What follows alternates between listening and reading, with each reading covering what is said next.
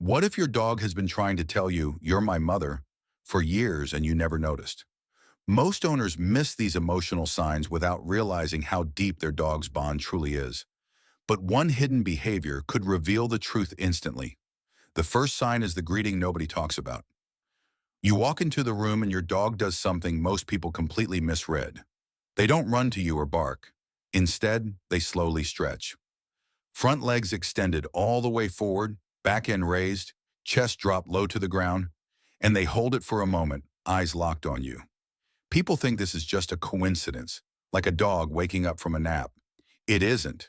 This specific stretch, called a greeting bow, is one of the most deliberate physical gestures in canine communication. It is not random, and it is not sleepiness. It is your dog's way of saying, "I am so glad you are here. I am showing you my chest, my softest part, in the most open position my body can make." In dog language, lowering the chest is an act of welcome and joy. They are bowing to you, not out of submission, but out of pure, uncomplicated happiness that you exist and you are here. But the stretch is only the beginning. What they do with their mouth next is something most owners completely misread. This is why they mouth the one they love. It barely hurts. That's the first thing you notice. They take your hand, your wrist, or the loose fabric of your sleeve in their mouth and hold it there with the softest possible pressure. There is no aggression and no tension in their jaw. It is just a gentle, deliberate hold, and then they let go. This behavior has a specific name, mouthing, and it only happens with the people a dog feels completely, unconditionally safe with. Mother dogs mouth their puppies constantly to communicate closeness, saying, "I have you. You are mine. You are safe inside this grip." When your dog mouths you gently, carefully, as if they are holding something fragile, they are not playing. They are telling you something in the oldest physical language they have. You belong to me, and I will never actually bite down. Now here is one that happens while you are not even in the room. When you find out what your dog does the moment you leave your side of the bed, you will never think of your morning the same way again. They don't want your bed. They want your spot. You get up in the morning and you are gone for 20 minutes. You come back and your dog is not sleeping just anywhere on the bed. They are sleeping in your exact spot, your pillow, your indent in the mattress, the precise place where your body was. People find this funny, but what is actually happening is not funny at all. It is one of the most touching things a dog can do. Your scent is strongest in the place where you sleep longest. For a dog who has adopted you completely, your scent is the closest thing to having you actually present. They are not stealing your spot. They are lying inside the outline of you because it is the next best thing to you being there. It is the smell of safe. It is the shape of home. Then there is the way your dog studies your face every time you speak. This has a scientific explanation most people have never heard. They are trying to hear every part of you. You are talking to your dog, maybe telling them about your day or just narrating what you are doing out loud, and they tilt their heads slowly to one side, ears slightly forward, eyes completely locked on your face. You have seen this 1,000 times, and it never stops being endearing. But beneath that tilt, dogs actually have a limited ability to read human facial expressions because their muzzle partially blocks their line of sight to your mouth and lower face. When they tilt their head, they are repositioning their visual field to see your face more completely. They are trying to read you better, catching every signal your expression gives. They are not performing cuteness. They are working, concentrating, analyzing, and trying to understand you as thoroughly as their biology allows. Because what you feel and what you mean matters to them more than anything else in the room. They read your face, but there is another way your dog keeps track of you, one that involves your feet and a behavior so constant you have probably stopped noticing it entirely. They anchor themselves to you. You are standing in the kitchen, talking to someone, or just existing in a room, and your dog walks over, turns around, and sits directly on top of your feet. Not beside you, not near you, but physically on you. This is deliberate and constant. Dogs who have formed this level of bond use your feet as an anchor point because your feet are the part of you closest to the ground, the part they can reach, and the part they can feel move if you try to leave. It is a monitoring system and a comfort behavior at the same time. They know if your feet shift, you are going somewhere, and they want to be the first to know. They are not being clingy, they are keeping track of the most important thing in their world, doing it the only way their body knows how. But your dog's body is also mirroring yours in a way that happens completely without either of you realizing it. Their body copies yours without thinking. You yawn. You are not even paying attention to your dog. You are just tired. You yawn and keep doing whatever you were doing. 3 seconds later, your dog yawns too. A long, slow yawn, opening their whole jaw. People dismiss this completely, but contagious yawning is one of the most studied markers of deep emotional connection in both humans and dogs. Research published in animal cognition journals found that dogs yawn contagiously almost exclusively in response to their primary bonded human, not strangers, and not other dogs they are not close to. They yawn for their own person. The yawn travels from your nervous system to theirs because they are so attuned to you that your body signals become their body signals. You are not two separate creatures in that moment. You are one shared emotional state that started with you and finished in them. Their nervous system mirrors yours, and when they want to close the distance between you, when they decide they need to touch you, they do it in a way so quiet and deliberate, most people don't even realize it's a declaration of love. This is the touch they initiate on their own. You are sitting quietly, not petting them or asking for anything. Then, without any invitation, you feel a paw land on your leg, your arm, or your hand. Just the paw resting there, heavy, warm, and completely still. They don't move it, and they don't ask for anything in return. They just leave it there because they needed to make contact, and this was the most natural way they knew. Dogs extend a paw toward their bonded human the way a child reaches for a parent's hand in a crowd. They don't do it because they need something. The touch itself is the thing. Connection through physical contact is how they say, "I know you're there. I just wanted you to know I'm here too." That paw on your leg is one of the quietest and most complete expressions of love a dog is capable of. But what happens the moment you come back after being gone, even for just a few minutes, shows you exactly how much your absence is actually felt. They greet you like you were gone for a lifetime. You were gone for 11 minutes to go to the mailbox. You come back and your dog is greeting you like you survived a war, as if you returned from somewhere they were never sure you would come back from. People laugh at this, but there is nothing funny happening here. It is something profound for your dog. Every single departure carries the biological weight of, will they come back? Because in the wild, a mother who leaves and does not return means the end of everything. The relief your dog feels when you walk back through that door is not exaggerated or performed. It is a deep, genuine, full-body release of tension that had been building since the moment you left. When you walk through that door, everything in them that was holding its breath exhales. That is what you mean to them. But watch what they do with their body in the first 3 seconds after you walk in. It goes back further than you think. They always need to give you something. You open the front door, and before you have taken a single step inside, your dog has already disappeared and come back with something in their mouth.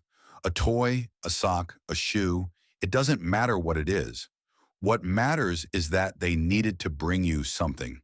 This behavior puzzles a lot of owners, but the reason behind it is deeply rooted in pack biology. When a mother returns to the den, the young ones bring her things. It is a display of joy so overwhelming that their body needs to do something with it. The excitement has to go somewhere. Carrying an object calms the arousal just enough to make the greeting manageable. Your dog isn't giving you a gift. They are channeling pure joy into something their mouth can hold, because seeing you walk through that door is almost more than they can contain. And what they do when they hear one specific sound from another room, even mid-conversation, proves how deeply you are wired into their brain. They react to your name being said by someone else. You are on the phone in another room, and someone on the call says your name. Just your name in normal conversation. From wherever your dog is in the house, you hear them get up. You hear the pause, and then they come to find you. This is not because they heard a command, and not because they heard their own name, but because they heard yours. Your dog has learned your name the way a child learns their parent's name. not as a word that applies to them, but as a word that means the most important person. It is the name of the one they need to locate, the one they track even through walls, distance, and other people's voices. Your name, spoken by anyone in any context, is a sound that activates something in them that says, "Where are they? Are they okay? I should find them." You are so deeply mapped into their brain that even the sound of you being referenced pulls them toward you. But what they do in the middle of the night while you are asleep and have no idea is the one that stops people cold when they finally see it on camera. They check on you while you sleep. This one is deeply strange when you first see it. If you set up a camera in your bedroom, you will find that at some point in the night, usually between 2:00 and 4:00 a.m., your dog gets up. They don't need water, and they don't need to go outside. They walk to the side of your bed, stand there for a moment completely still, watching your face, and then go back to their spot. This happens multiple times a night for dogs who have formed this level of bond. They are checking that you are breathing, that your chest is still rising and falling, and that you are still there. Mother animals do nighttime checks, moving through the den in the dark and touching each sleeping young one with their nose. Your dog is doing the same thing because in the architecture of their love, keeping you safe doesn't stop when the lights go off. And once you know what the direction of a tail wag actually means, you will never look at it the same way again. The wag has a direction, and it means something. Not all tail wags are the same. Most people treat a wagging tail as a single, simple signal, happy dog. But neuroscientists studying canine behavior discovered something that changed everything. When a dog sees someone they are deeply bonded to, their tail wags with a bias to the right side. When they encounter something unfamiliar or uncertain, it biases to the left. The right biased wag is controlled by the left hemisphere of the brain, the same hemisphere that governs approach, attachment, and positive social engagement. Watch your dog's tail the next time you walk in. If it swings heavier to the right, you are seeing their brain's attachment center light up in real time. You are not just making them happy, you are activating the specific neural architecture that exists in them for love. What your dog does every time a door opens, even when it isn't you, reveals how completely their entire day is built around your return. They are always waiting for you to come back. Someone else walks through the door, a family member, a neighbor, anyone, and your dog looks up, checks, and then settles back down. There is no excitement and no real reaction, just a check. They do this every single time the door opens, because every single time there is a chance it is you. For a dog who has adopted you as their mother figure, your return is not just an event, it is the event, the thing their entire waiting day is organized around. The door is the portal through which you come back to them. Every time it moves, something in them lifts, and every time it isn't you, something quietly settles back down to wait again. They never stop checking, and they never stop hoping. When it finally is you, every moment of waiting releases all at once, and you feel it before you even see their face. The reason they follow you into every room, even when there is nothing there for them, goes back to something ancient that most owners misread as clinginess. They follow you into rooms they have no reason to enter. You get up to grab a glass of water, which takes 40 seconds, and before you have even reached the kitchen, you hear the soft click of paws behind you. You go to the bathroom, and you hear the pause. You walk to a different room just to look for your phone, and you hear the pause. Your dog has no reason to be in any of these places. There is nothing in the kitchen or the hallway for them, but they come anyway, every single time, without fail. People think this is clinginess, but it isn't. A mother wolf never lets her youngest out of her line of sight during the first months of bonding, not because she is anxious, but because proximity to them is the same as safety to her. Your dog is not following you because they have nothing better to do. They are following you because wherever you are is the only place that makes complete sense to them. You are their center of gravity. But when they finally settle beside you and go still, what they do next with the most vulnerable part of their body says everything.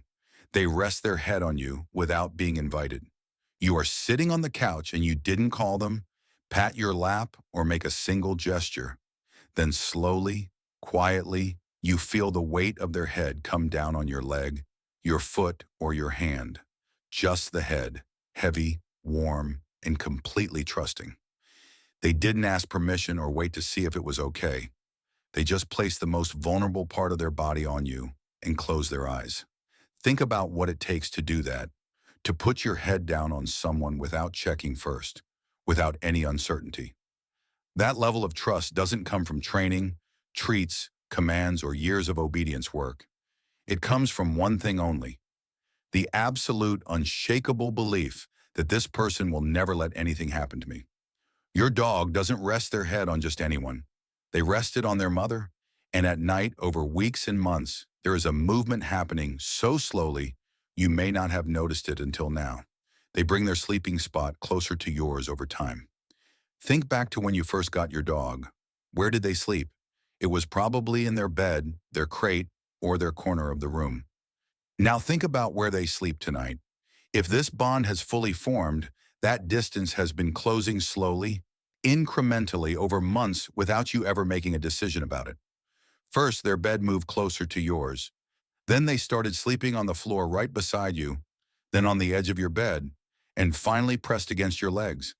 They did this on their own timeline, in their own way, without any instruction. For a dog who has adopted you as their mother figure, physical closeness during the most vulnerable hours of the day is not optional. It is a biological need. The closer they are to you when they sleep, the safer their nervous system feels. They didn't move closer because you invited them. They moved closer because they couldn't help it. This last sign, the one science has finally measured, proves this bond isn't just emotional. It is written into their biology. This is the bond that science can now measure, and it is the one that will stay with you long after this video ends. A landmark study tracking thousands of dog-human pairs over multiple years found a result that researchers themselves described as striking. Dogs with a single, stable, deeply bonded human, one person they had chosen as their primary safe figure, lived on average significantly longer than dogs without that bond. This was not because of diet or exercise alone, but because of the neurochemical environment that deep, consistent attachment creates. Oxytocin goes up, cortisol goes down, inflammation is reduced, and immune function is improved. The body, when it feels loved and safe over a long period of time, simply holds together better. Your dog is not just emotionally attached to you. Your presence is chemically protective. Every day you come home, every time you sit with them, every sigh, every chin rest, and every paw on your leg, you are not just making their life feel longer, you are actually making it longer. And they have been doing the same for you, whether you knew it or not, since the very first day they chose you. So here's what I want you to do right now. Count them. Go back through every sign we just covered and count exactly how many your dog does. Be honest and don't skip the ones that made you emotional because they were too accurate. Then drop that number in the comments. Just the number. Nothing else is needed. I want to know, and I want every dog owner watching this to see that number sitting there. If it is over 10, your dog didn't just bond with you. They chose you completely. They adopted you as their mother, and they have been showing you every single day. You just finally know what you are looking at.